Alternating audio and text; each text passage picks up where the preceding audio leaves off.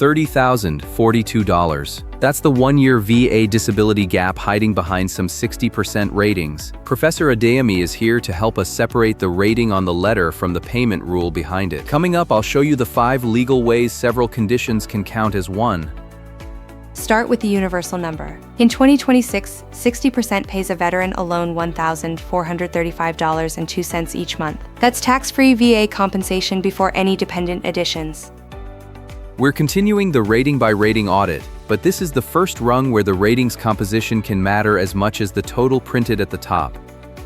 Compared with 50%, the no-dependent rate rises by $302.12 a month. Across 12 months, that's $3,625.44 more. Now widen the frame. The 100% rate is $3,938.58. What separates it from the 60% rate is $2,503.56 each month. Run that monthly gap across 12 checks and the one-year difference is $30,042.72. But that doesn't mean every veteran at a combined 60 can request the higher payment on the same theory. The regulation asks how the 60 was built. One disability at 60 is the clean scheduler threshold. An ordinary mix totaling 60 is different. Circle the phrase service connected. The work limit has to flow from those disabilities. The rating total by itself doesn't finish that causation step. Even the clean threshold is only a doorway. The veteran must still show that service-connected disability prevents substantially gainful employment. A percentage can start the analysis. It can't supply the work evidence. So the percentage by itself automatically becomes 100% pay? No, it only opens a review path. Right, Jasmine. That caveat belongs beside every dollar here. This isn't for you if the total is only unrelated ratings combined. The one disability route doesn't fit. The facts still decide the outcome. Before using a calculator, copy each evaluation from the decision and mark whether the total comes from one condition or several. That keeps the payment question from swallowing the legal threshold question. The same percentage can sit on 2 different rating structures. You can also use the free rating guides and claim checklist at va.professorerica.com. No sign-up and no charge. Here's the question that cuts through the headline. Does every combined 60% rating open the same unemployability route? No. The next 2 scenes show exactly why. $30,042.72 a year. Coming up, we test which household row belongs on your actual check. Let me pause for just a second, because this genuinely helps. If you are getting value here, hit that like button, then subscribe and ring the bell. It costs you nothing, and it is the single biggest thing that keeps these videos coming.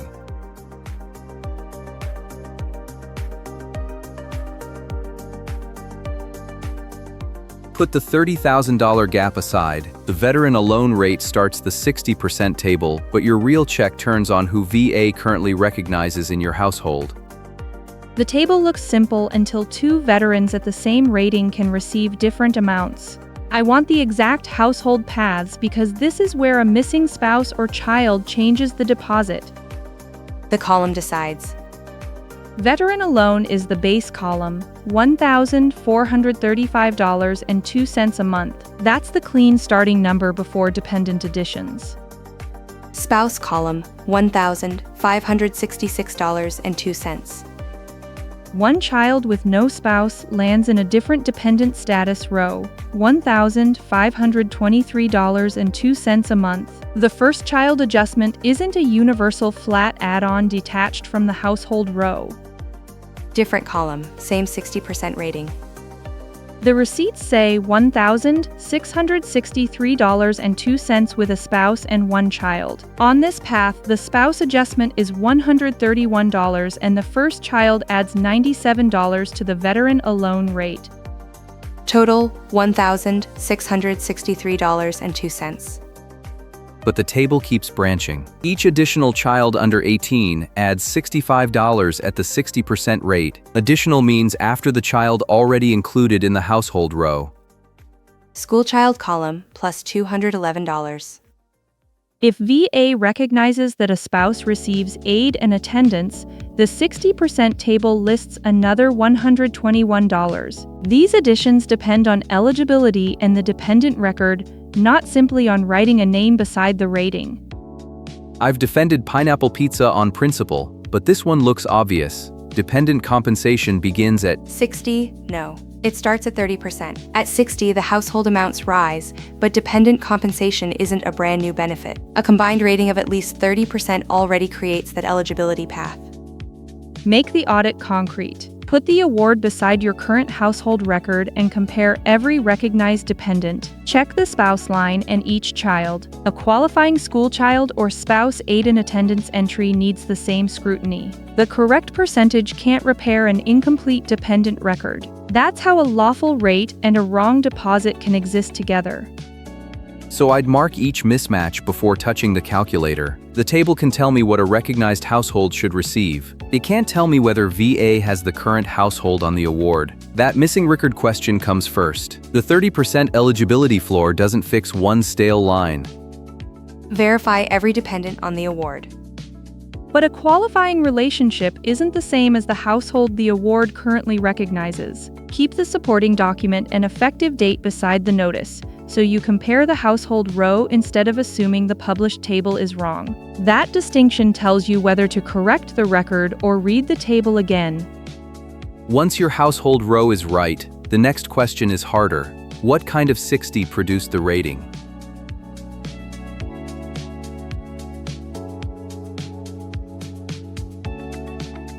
Professor Adeyemi is back with us as we separate the rating gate from the work proof. The premise is wrong when the words combined 60 do all the legal work, so we have to test that shortcut.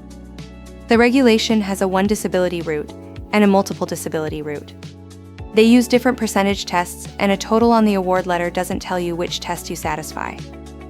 One disability rated at 60% can meet the scheduler rating gate. But I want to press on the word one because many award letters reach 60 through several conditions. That one disability route is real, but it is only a percentage threshold. The same veteran still must be unable to secure and follow substantially gainful employment because of service-connected disability. We check the official VA page. It also shows the alternative scheduler route, a combined 70% with at least one disability rated 40%. An ordinary combined 60 doesn't automatically fit either pattern. If one rating is 40, is that close enough? No. Several ratings count as one only when they fit a listed grouping. The shared relationship, not the combined arithmetic, creates that treatment. Then I can treat conditions granted in the same claim as one because they share the claim history? No. Only if the conditions share a listed relationship can they count as one here. Common etiology is one example. A single accident or one body system can also qualify. Changed case. 3 unrelated ratings combined to 60, 1 is 40, and none fits a listed grouping. The result fails the one disability threshold. I'd want to check the award and the service relationship before calling anything grouped. The record may still support referral under paragraph B, but this case does not meet the ordinary 160 route in paragraph A. If you are half listening in the car, keep this. A single 60 can clear the rating gate. 3 unrelated ratings combining to 60 do not clear that same gate. They may have the, paragraph B route, but not the 160 route. Paragraph B preserves a referral route when service-connected disability prevents substantially gainful employment, but the percentage standards aren't met. It isn't an automatic grant. The evidence still has to connect service-connected limitations to the inability to secure and follow substantially gainful work. Paragraph B changes who must consider the case. It doesn't replace the factual showing with a lower combined number.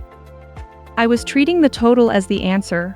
Wait, no, I had that backwards. The listed relationship determines the threshold path. Before we get to the final audit, we will collect 2 benefits commonly pinned on 60 that actually opened at lower ratings. Threshold met does not mean IU granted. Read how the 60 was built before you read promises into it.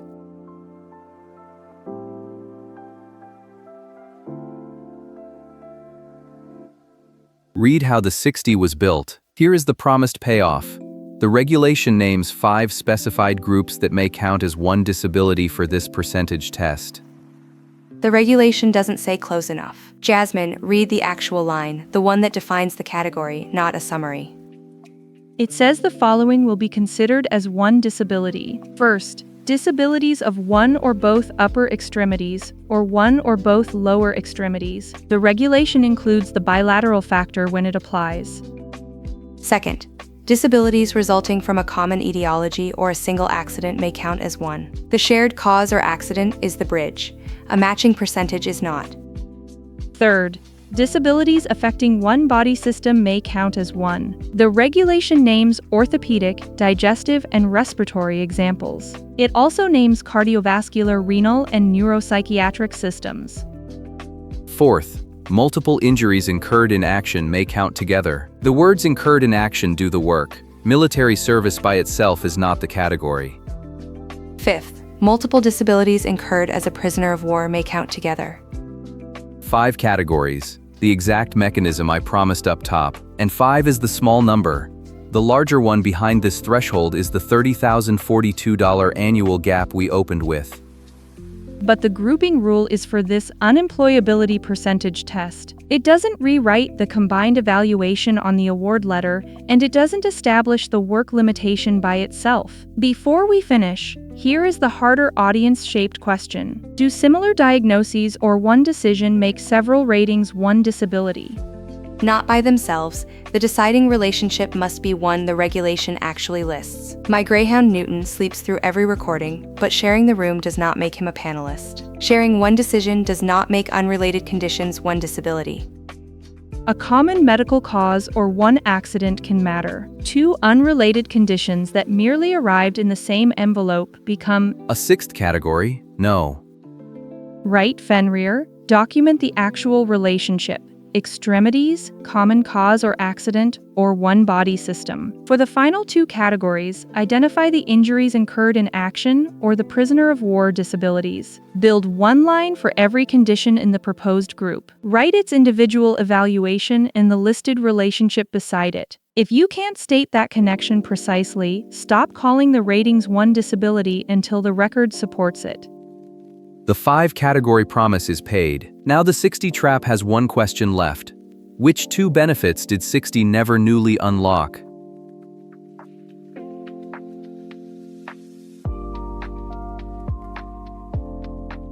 The 2 benefits are Priority Group 1 and Dependent Compensation, and this rating doesn't newly open either one. Hold on. 60 does not create Priority Group 1? You're right that this rating raises the check. But a larger check must create a new priority. No, 50% already does.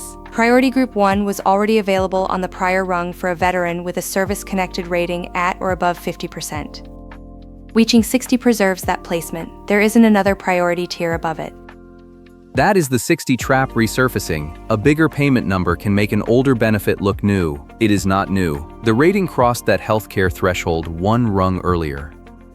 The second benefit opened even earlier. Additional compensation for an eligible spouse, child, or dependent parent begins at a combined rating of at least 30%. That settles the 2 benefit promise we left open.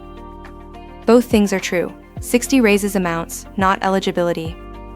To borrow Erica's word, the column changes. At 60%, the veteran alone amount is $1,435.02. Add a spouse and the first child, and the table reaches $1,663.02. For one family, the missing row is real monthly money. So the audit is the, what's it called? Entry point versus payment amount. 30 opens dependent pay, 50 opens this Priority Group 1 rote, and 60 changes the compensation table. Check the award, not the assumption. Verify the spouse and every child. Check any qualifying school child and any recognized spouse aid and attendance status. A correct rating with an incomplete household record can still produce the wrong deposit. Put the effective date beside every household change and compare it with the dependent status shown on the award. The point isn't to predict retroactive money. It's to locate the exact record mismatch before you ask why the monthly payment differs from the published table. Checked. 30 opens the family door. 50 opens this healthcare tier. 60 changes the check.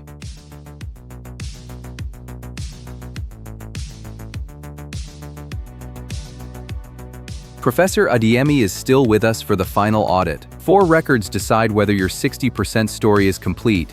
Award and grouping, then household and work evidence. Right. Don't chase a benefit name until those 4 records agree. Agree on the route, not merely display the same percentage. The shortcut is, forget the shortcut. Start with the award and identify whether 60 comes from one disability or several. If several, test the exact grouping relationship, then match the household row to the current compensation table. Finally, if unemployability is the issue, separate the percentage threshold from the evidence showing service-connected disability limits substantially gainful work. 4 records, 4 different questions, and no single headline number can answer all of them. On the award, circle each individual evaluation and the combined evaluation. Don't infer grouping from the total. Identify the relationship the regulation names. Yeah, you can now test the construction yourself. 4 checks. That's almost a boxing combination. Only if the paperwork throws a hook. Right, we're 3 exits past the topic. Back to the 4 record audit. Bureaucracy does love a household scavenger hunt.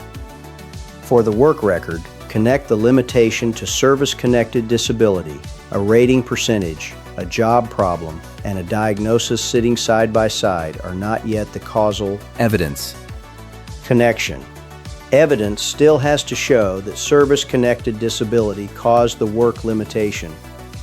Erica, if the percentage test fails, is the unemployability analysis over? No. Paragraph B preserves referral, not approval. That means a percentage miss changes the route, not the need for evidence. The record still has to show that service-connected disability prevents substantially gainful employment.